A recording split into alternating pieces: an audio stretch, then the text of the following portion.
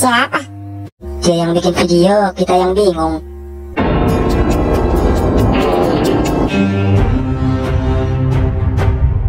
Diceritakan bahwa suatu kali Syekh Muhammad bin Abdul Wahab pernah berada di hujah Nabi saat orang-orang berdoa dan istighosah atau meminta pertolongan kepada Nabi Muhammad. Ayat melihatnya lalu mendatanginya.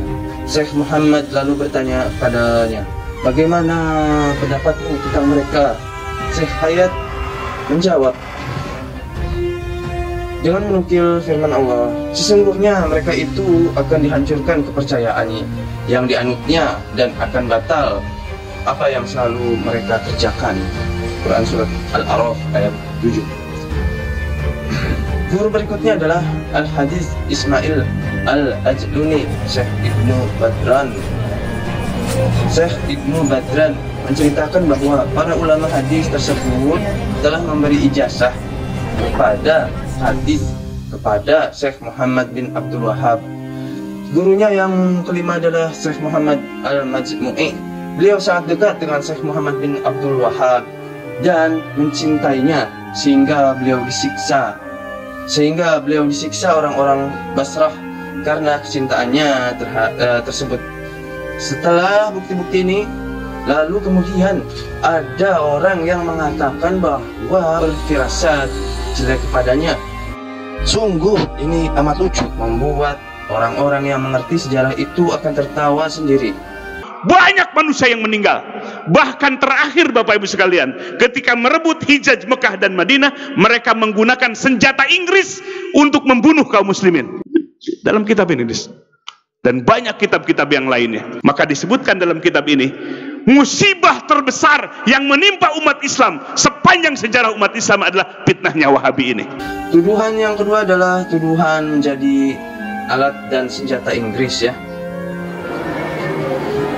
untuk membunuh kaum muslimin sampai jumlah yang tidak terhitung katanya. Kita jawab, tudingan ini pun adalah kedustaan yang besar. Mari kita nukilkan hakikat sikap pemerintah Eropa, terutama Inggris dalam hal ini terhadap dakwah Syekh Muhammad bin Abdul Wahab. Sebagaimana tulisan Ustadz Abu Salma Muhammad Al-Azadi dan majalah Al-Zakirah Al-Islamiyah pada tahun 1426 Hijriah, beliau menulis beberapa sosok setan berwujud manusia dari orang-orang Eropa berpikir tentang akibat yang akan menimpa mereka jika dakwah Muhammad bin Abdul Wahab yang didukung pemerintah Saud pertama memperluas pengaruhnya. Mereka melihat bahwa apa yang dilakukan oleh pemerintah Saud akan mengancam kepentingan mereka di kawasan timur secara umum. Oleh karena itu, tidak ada jalan lain kecuali menghancurkan pemerintah ini. Mereka pun menempuh berbagai daya dan upaya di dalam menghancurkan dakwah salafiyah ini. Di antaranya adalah, yang pertama adalah penebaran publik opini di tengah negeri Islam melawan dakwah Syekh Muhammad bin Abdul Wahab. Maka bangkitlah para penganut bid'ah dan khurafat memerangi dakwah Syekh. Mereka adalah golongan mayoritas di saat itu, yang mana paham kuburiyun, khurafiyun, bid'ah dan syirik telah mendarah daging di dalam hati mereka. Bahkan parahnya Kesultanan Utsmaniyah generasi akhir, ya, terutama adalah pemerintah yang mendukung kesyirikan dan kebid'ahan ini. Ini semua terjadi setelah Inggris dan Perancis menyebarkan fatwa, dan mereka ambil dari ulama jahat, ya, yang memfatwakan bahwa apa yang didakwahkan oleh Syekh Muhammad bin Abdul Wahab adalah rusak kata Eropa ini. Eropa emang kurang ajar, guys, ya, pakai cara licik. Kecil Utsmani bisa hancur. Yang kedua, mereka menebar fitnah antara gerakan Syekh Muhammad bin Abdul Wahab diadu dengan pemimpin, ya, Sultanan Utsmaniyah, orang-orang Inggris dan Prancis menebarkan racun ke dalam pikiran Sultan Mahmud II. Bahkan gerakan Syekh Muhammad bin Abdul Wahab bertujuan untuk memerdekakan Jazirah Arab dan memisahkan diri dari kesultanan. Sultan pun merespon dan berupaya memberanguskan gerakan Syekh. Padahal seharusnya beliau meragukan nasihat dari kaum kufar ini ya, meneliti dan melakukan investigasi terhadap berita ini. Sesungguhnya para pengikut dakwah salafiyah tidak pernah menuntut khilafah sama sekali dan tidak pernah menyatakan penentangan bahwa dirinya tidak tunduk kepada kesultanan.